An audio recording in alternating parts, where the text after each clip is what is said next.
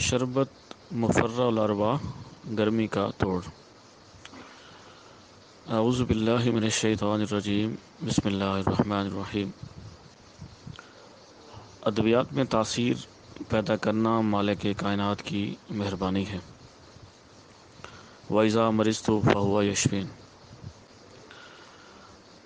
بابا طب حکیم محمد عبدالرحیم عزیز جویہ کے مجربات فلاح انسانیت کے لیے پیش کیے جا رہے ہیں۔ گرمی کا توڑ، شربت مفرہ الارواح آج کا موضوع ہے۔ بابا طب حکیم محمد عبدالرحیم عزیز جویہ کی بیاض سے اقتباس درج ہے۔ اجزائے شربت گرمی توڑ، اللہ شافی۔ گل سفید نیلوفر 50 گرام، گل بنفشہ 50 گرام، گل گاو زبان 50 گرام، سندل سفید 50 گرام، آلو بخارا 50 گرام، مغز خیارین 30 گرام، مغز بادام 30 گرام، گل گڑہل 10 گرام۔ ترکیب تیاری: بغیر مغزیات کے تمام ادویات رات کو عرق گلاب، عرق بید مشک، ہر ایک نصف کلو پانی حسب ضرورت میں بھگوئیں اور صبح نرم آنچ پر جوش دیں۔ جب پانی اور عرق نصف رہ جائیں تو آگ سے اتار لیں اور خوب مل کر کپڑے میں سے چھان لیں۔ پھر مصری 2500 گرام پختہ کے ہمراہ قوام دیں۔ قوام ہونے کے قریب مغزیات کا شیرہ عرق گلاب و عرق بید مشک سے نکال کر داخل قوام کریں۔ قوام ٹھیک ہو جانے پر شیشہ کی بوتلوں میں بھر لیں۔